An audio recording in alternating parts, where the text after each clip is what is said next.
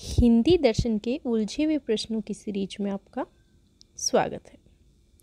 आज हम बात करेंगे दो ऐसे रीतिबद्ध कवियों की जिनकी जो रचनाएं हैं वो दोनों एक दूसरे से मिलती जुलती हैं और परीक्षा में बार बार पूछी जाती हैं और परीक्षार्थी कन्फ्यूज होकर उन्हें गलत कराता है। कभी ये रचनाएं मिलान कीजिए वाले प्रश्नों में पूछी जाती है, तो कभी संगत असंगत छांटिए वाले प्रश्नों में पूछी जाती है, तो कभी पूछ लिया जाता है कि कौन सी रचना इनकी नहीं है या कौन सी रचना इनकी है।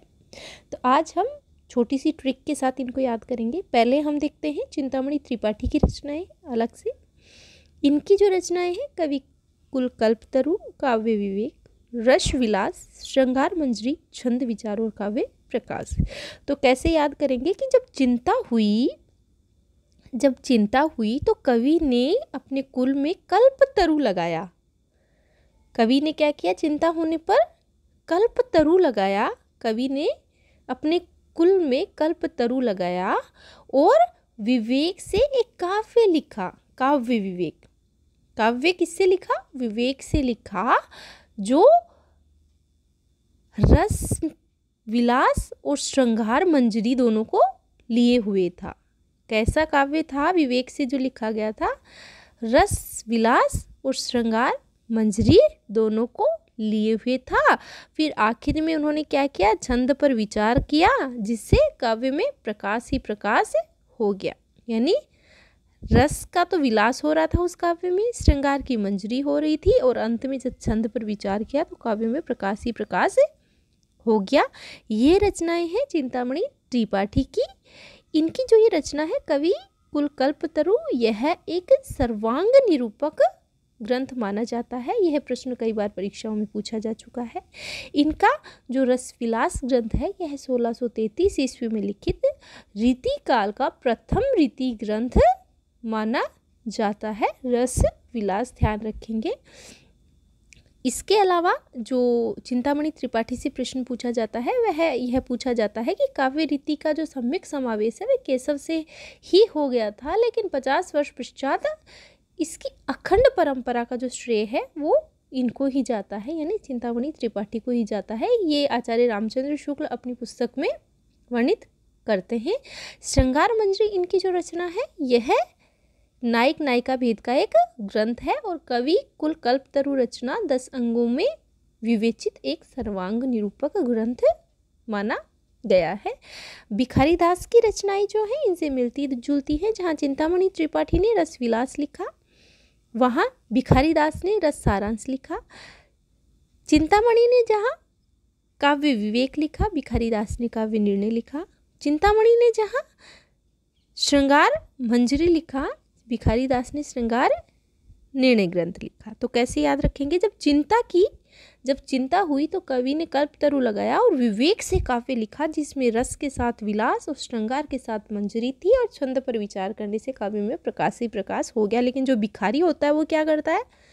वो केवल सारांश देखता है रस का, कि रस का सारांश क्या है। भिखारी रस का केवल सारांश देखता है और निर्णय करता है, चाहे वो काव्य का हो और चाहे वो श्रृंगार का हो। कैसे याद रखेंगे?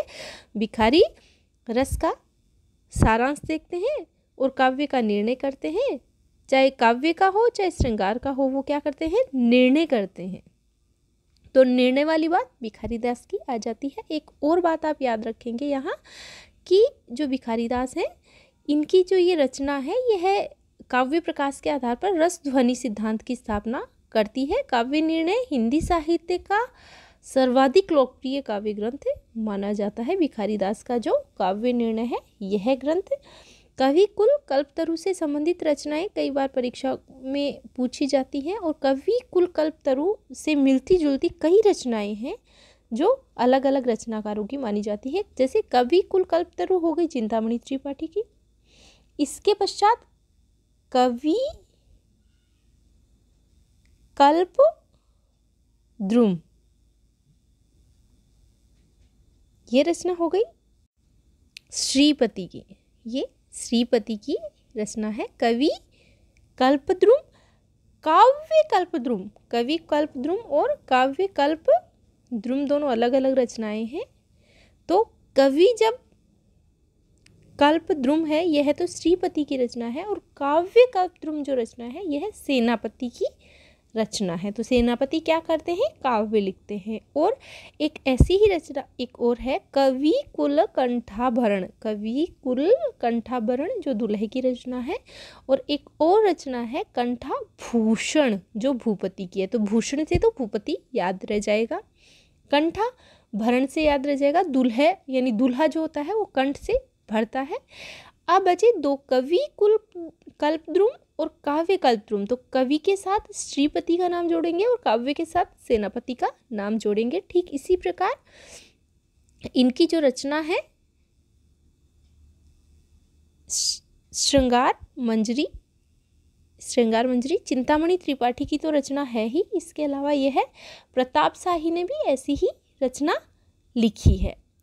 और श्रृंगार विलास रचना एक लिखी है, वह है सोमनाथ की। जिस प्रकार रस विलास इनकी रचना है चिंतामणि की, वैसे श्रृंगार विलास रचना लिखी है सोमनाथ ने।